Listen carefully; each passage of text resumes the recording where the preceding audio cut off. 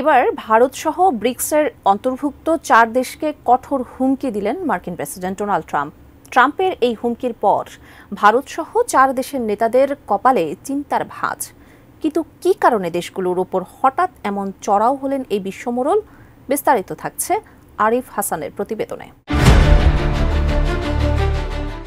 দ্বিতীয় মেয়াদে মার্কিন মসনদে বসে ইতিহাস গড়েছেন রিপাবলিকান নেতা ডোনাল্ড ট্রাম্প। দায়িত্ব গ্রহণের পরপরই বিভিন্ন ইস্যু নিয়ে আলোচনায় তিনি। হোয়াইট হাউসে পা রাখতে না রাখতেই শুল্ক আরোপ নীতি, অভিবাসন নীতি সহ বিভিন্ন ইস্যু নিয়ে সরব হয়েছেন মার্কিন এই নেতা। এবার ভারতসহ ব্রিক্সের অন্তর্ভুক্ত 4 দেশকে হুমকি দিয়েছেন ট্রাম্প। এই হুমকির আওতায় রয়েছে ব্রাজিল, রাশিয়া, ভারত, চীন ও দক্ষিণ আফ্রিকা।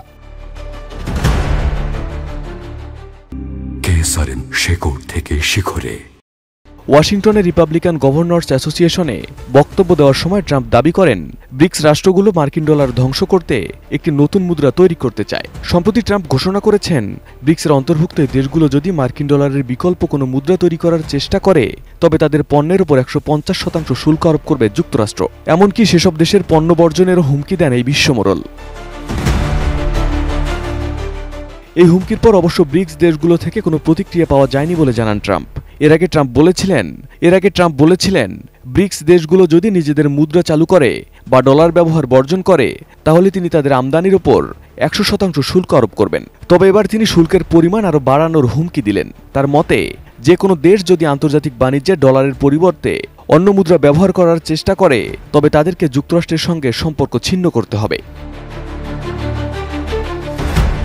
ব্রিক্স হল ব্রাজিল, রাশিয়া, ভারত, চীন এবং দক্ষিণ আফ্রিকার সমন্বয়ে গঠিত একটি জোট। এই জোট মূলত বিশ্ব অর্থনীতিতে মার্কিন ডলারের আধিপত্যকে চ্যালেঞ্জ করার জন্য দীর্ঘদিন ধরে বিকল্প মুদ্রার বিষয়টি নিয়ে আলোচনা করছে।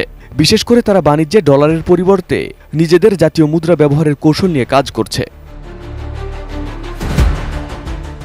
এদিকে চীন বিশ্বের দ্বিতীয় বৃহত্তম অর্থনীতি হিসেবে ইউয়ানকে আন্তর্জাতিক মুদ্রা হিসেবে প্রতিষ্ঠিত করতে চায়। রাশিয়াও পশ্চিমা নিষেধাজ্ঞার কারণে ডলারের বিকল্প ব্যবহারে আগ্রহী। কিন্তু ব্রিক্সের বিকল্প মুদ্রা চালুর বিষয়টি এখনও পর্যালোচনার পর্যায়ে। তবে ডলারাইজেশনের গতিও বাড়ছে। বিশেষ করে ব্রিক্স সম্প্রসারণের ফলে নতুন সদস্য দেশগুলোও এই উদ্যোগে যুক্ত হতে পারে। আর এ কারণে উদ্বেগ বাড়ছে যুক্তরাষ্ট্রের।